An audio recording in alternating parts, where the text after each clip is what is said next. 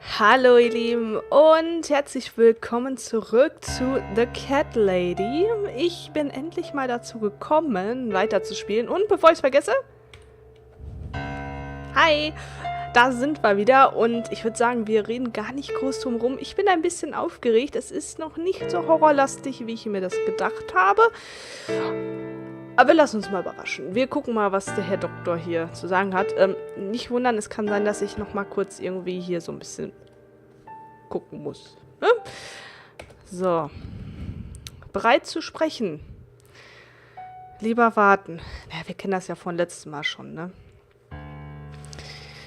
Wir sind bereit zu reden.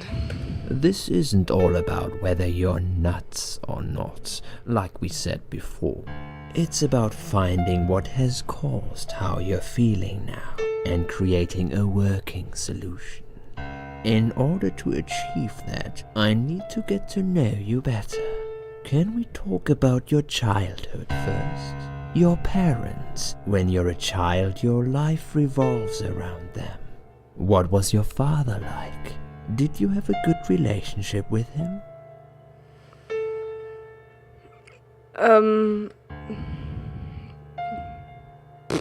Ja, das ist jetzt hier wieder mal eine... Das fängt ja schon super an. Ich weiß gar nicht, hatten wir einen Vater?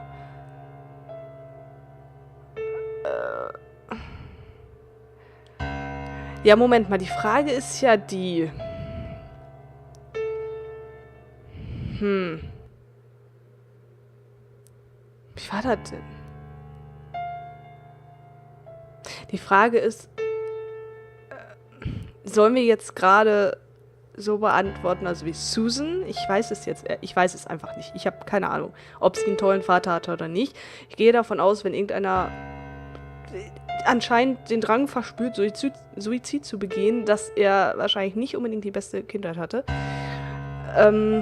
Oder auf jeden Fall irgendwas massiv schiefgelaufen ist. Oder beantworte ich das jetzt nach mir? Und wer würde jetzt so im Endeffekt das Spiel lenken? Wisst ihr, was ich meine? Ich nehme mal das zweite. Nein, er war mir kein guter Vater. No, he wasn't a good father to me. He was a cold, scary man. Had this wall around him. I could never talk to him about anything.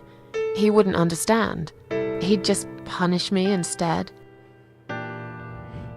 Maybe it's his fault I got some wires crossed in my head. Because he never loved me.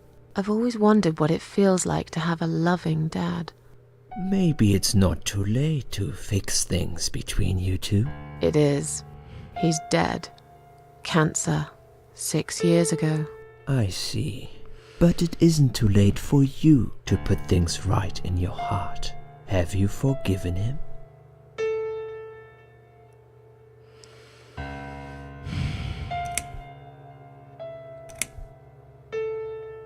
Boah, es ist übel. Ich glaube, wir können das... Das ist so ein bisschen interaktiv. Ich glaube, wir können das mit unseren...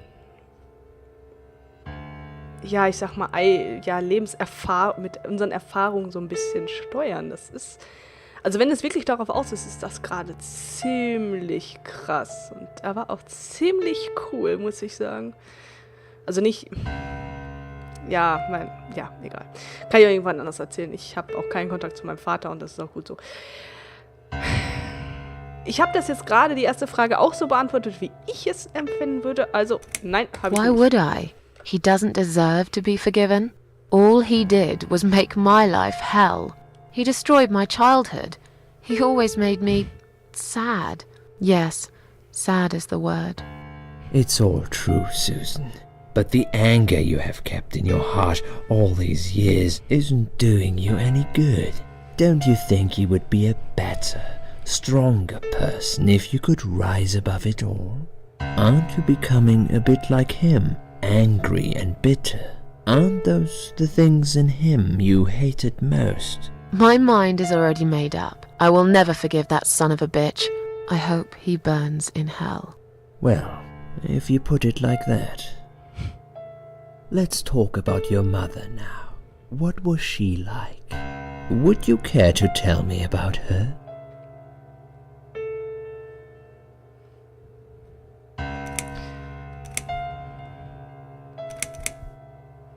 I can't complain.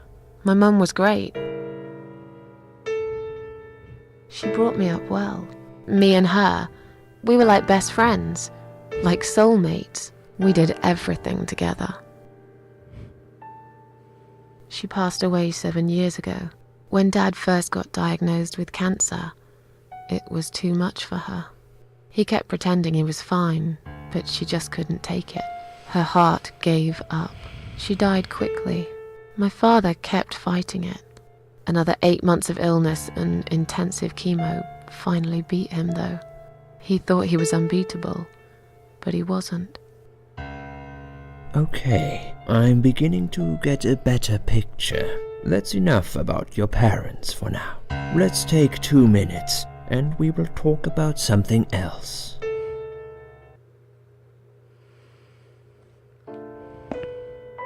I need to get out of this place. I hate hospitals. Besides, I really want to go home and forget all about this. Das kann ich verstehen, Susan. Das kann ich absolut verstehen, aber wegrennen ist auch nie eine Alternative, ne?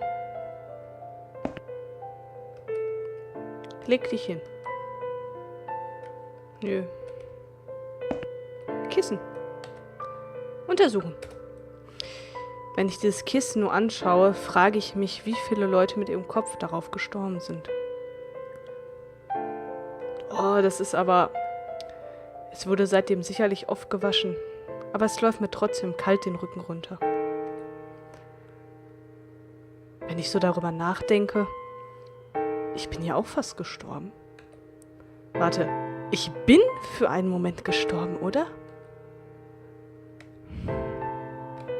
Oh, wir konnten drunter schauen, ne? Nichts Interessantes unter dem Kissen. Okay. Uhr. Untersuchen. Ich habe gerade irgendwas hier. Die Zeiger sind auf 10 Uhr und 8 Minuten stehen geblieben. Wahrscheinlich ist sie kaputt. Oder vielleicht brauchst du einfach nur neue Batterien. Ein Handschuh. Ach, ein Handschuhständer. Ich fand, das sah jetzt ein bisschen aus wie so ein Zeitungsregal. Untersuchen. Voller Gummihandschuhe. 3 verschiedene Größen. Nimm Handschuhe. Ein Handschuh nehmen oder viele?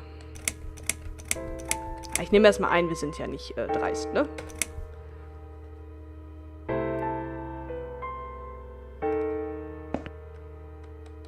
Ah, nein! Gehen wir wieder rein. Waschbecken. Mach kaltes Wasser an, mach heißes Wasser an, mach den Wasserhahn aus. Okay. Was haben wir eigentlich hier? Ein Namensarmband. Können wir uns das auch angucken? Untersuchen. Ein Armband des Krankenhauses zum Anstecken. Darauf ist mein Name, Geburtsdatum und Krankenhausnummer. Gib. Benutze. Wie kann mir dieses Ding helfen, von diesem grässlichen Ort zu fliehen? Gute Frage. Ein Handschuh, kann man auch nochmal untersuchen. Ein einzelner Latexhandschuh. Größe Medium. Wir gehen mal raus. Ich will mich jetzt nicht hinlegen. Da konnten wir auf jeden Fall auch untersuchen. Zimmer 1. Das ist mein Zimmer. Hoffentlich nicht mehr lange. Das hoffe ich auch für dich, Susan. Medikamententablet. Lesen. Eine Liste der Medikamente für die Patientin in Zimmer 2. Das bin dann wohl nicht ich. Ich bekomme scheinbar viele Beruhigungsmittel. Das, was sie mir hier geben könnte ein Pferd bewusstlos machen und ihm für eine Woche Kopfschmerzen bereiten. Es könnte auch Halluzinationen und Paranoia auslösen. Wie grotesk. Warum würden sie mir all das geben wollen? Ich bin nicht verrückt. Das weiß ich ganz sicher. Wenn hier jemand verrückt ist, dann derjenige, der mir ohne medizinischen Grund all diese Medikamente verschrieben hat. Manchmal kann das aber ein bisschen helfen, ne? Naja, gut. Ein Strauß Margeriten. Ich hasse Blumen. Susan. Kann ich den nehmen? Kann ich dran riechen? Ich mag keine Blumen. Es ist mir total egal, wie sie riechen. Kann ich sie nehmen? Auf keinen Fall nehme ich die mit. Ich mag keine Blumen. Erst recht keine Margeriten. Gut, wir sind uns einig, wir mögen keine Blumen. Tür? Eine Badezimmertür. Wollen wir mal reingehen? Wir gehen mal rein. Da ist jemand drin. Hello? I guess I should wait my turn. Okay. Dann gehen wir doch hier lang. Zimmer 2. Da haben sie wohl noch so einen Selbstmordspinner drin.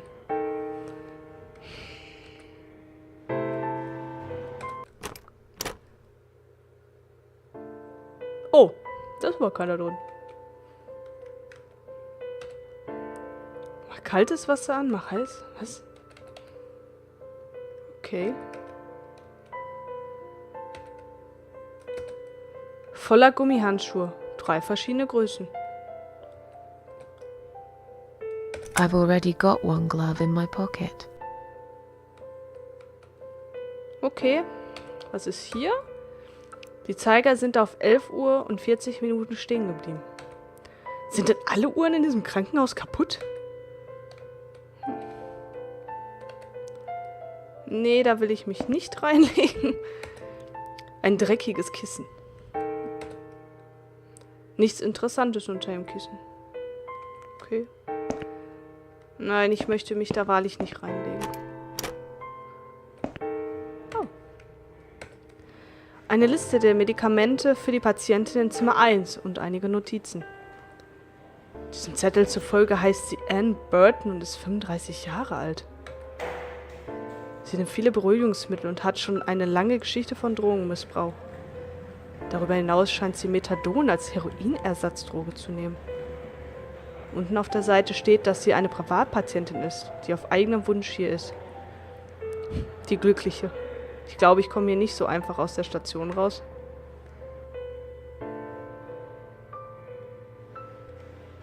Moment mal. Zimmer 1. Das ist mein Zimmer. Okay. Hier ist das Medikamentenblatt. Eine Liste der Medikamente für die Patientin in Zimmer 2. Das bin aber, ich bekomme scheinbar viel. Okay. Ja. Das heißt, warum ist denn hier für die... Hä? Ach, guck mal, wer da wieder sitzt. Schwester. Ich wette, sie glaubt, diese rote Brille macht sie attraktiv. Ich kenne Leute wie sie nur zu gut. Sehr engagiert, einen Job und gleichzeitig total hirnlos und engstirnig. Und mit der Susan ist aber wirklich, also das ist ja echt nicht gut Kirschen essen mit der, ne? Ja gut. Mal mit der reden?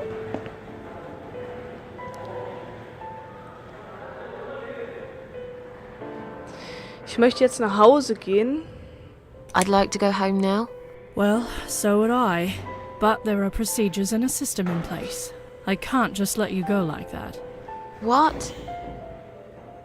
Look, I'm very busy at the moment.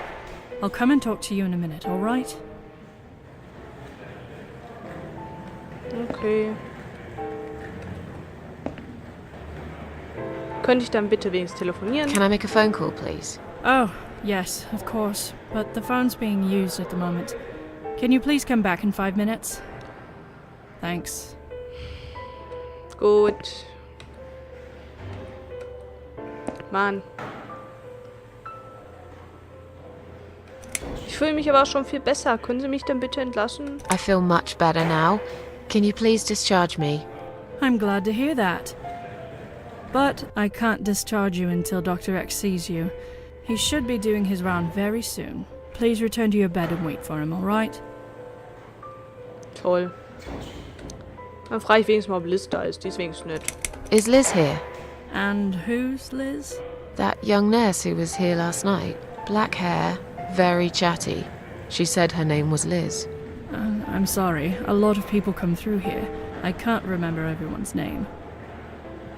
Can you return to your bed now, please? It's nearly time for your medication. I can't be chasing around after every single patient. Beg your pardon? Look, I'm very busy at the moment. I'll come and talk to you in a minute, alright? Die ist ja nett. Ein Entlassungsschreiben für Ann Burton. Momentan Patientin in Zimmer 1. Scheinbar hat sich selbst eingeliefert und kann gehen, wann immer sie will. Please do not touch these. They are all confidential documents. Yeah? Well, maybe you shouldn't leave them out on the desk for everyone to see. If you are looking for something to read, we have some magazines for patients here. Thanks, but I think I'll pass.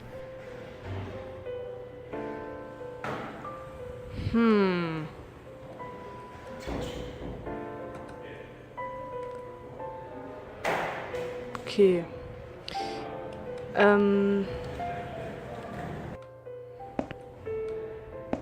Akten. Das müssen die Patientenakten sein. Sie sind auf dem Tisch aufgestapelt.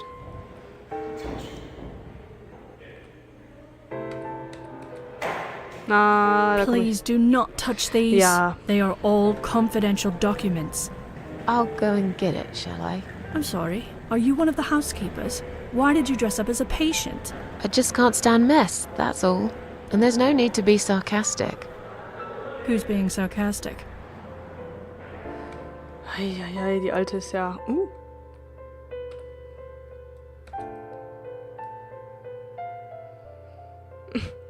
Lassen Sie mich durch, ich gehe nach Hause, ja. Wo ist denn der Ausgang? Excuse me, where's the exit? It's just down the corridor, ma'am. Thanks. I'll be on my way then. Can I see the discharge letter first? A discharge letter? What for? Some of our patients are under observation and aren't allowed out of the ward. For their own safety, of course. It sounds like we're prisoners here. It's for the patient's safety, ma'am. If you haven't been discharged by the doctors, I'm afraid I can't let you through. May I ask what your name is? Lassen Sie mich einfach gehen, Arschloch. Ja, das ist auch schön.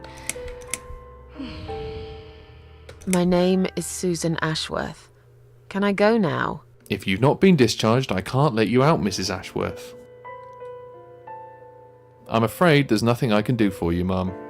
You should talk to the doctor first and come back with a letter and some form of identification. Oh, Menno. Sorry, ma'am, can't let you through. Na We'll toll. need to see a discharge letter from your doctor Ja. first. Gut. Right. It seems that a discharge letter is the only ticket out of here. Gut. Ist die Alte noch da? Ja, scheiße.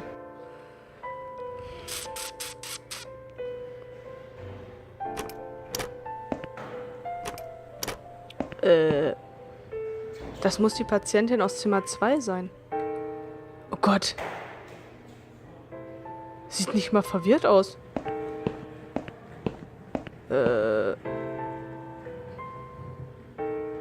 Ich finde, die sieht ein bisschen aus wie eine jüngere Ausgabe von uns. Noch eine Selbstmordpatientin. Seltsam. Sie sieht aus wie jemand, den ich kenne. Die sieht ein bisschen aus wie wir, ne? Nur in jung. Hi. Are you alright? Can we talk for a minute? I can't talk. Please, just leave me alone. I'm trapped here, just like you. I'm trapped here, just like you. Trapped? I don't know. It's just so hard to think without it. But you're a stranger. And you're not one of those lovely nurses either. They look after me so well. I trust the nurses like I trusted my mother. I just want to talk. I need your help. Unless It's Mother who sent you. Was it her? Please tell me it was her. Yeah, sure. I'm a good friend of your mother. I miss her so much. I can't remember you very well. But you should know this. If you really are a friend, you will know my mother's name. The name that haunts me. A beautiful name. Yeah, sure I do. Now, let me ask you. What is it? Oh, well... What is my mother's name? Anne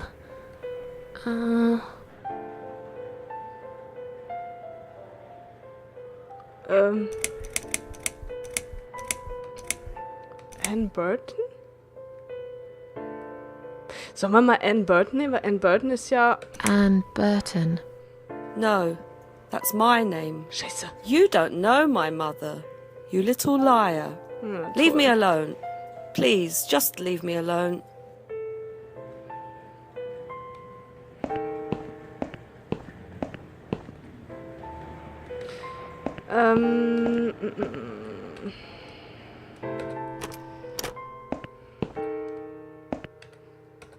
Ich schlafe nicht in fremden Betten. Ja, nee, will ich auch nicht.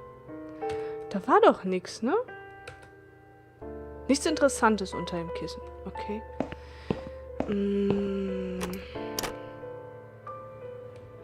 Was war da gerade? Achso. Das ist ja mein Medikamentenblatt. Auf keinen Fall nehme ich die mit. Ja, schon klar. Für Patienten, da bin ich wohl ich. Ich bekomme schon viel Beruhigungsmittel. Halluzination, Paranoia, wie grotesk. Ja, aber du bist ja nicht Zimmer 2. Du bist ja... Oh, ich hasse das. Das heißt, Anne Burton, sie ist 35, sie sind viel Beruhigungsmittel, Geschichte von Drogenmissbrauch, scheinbar Metadon. Okay, Anne Burton. Okay, wir gehen jetzt mal hier in die... Woher soll ich denn wissen, wie die Mutter heißt?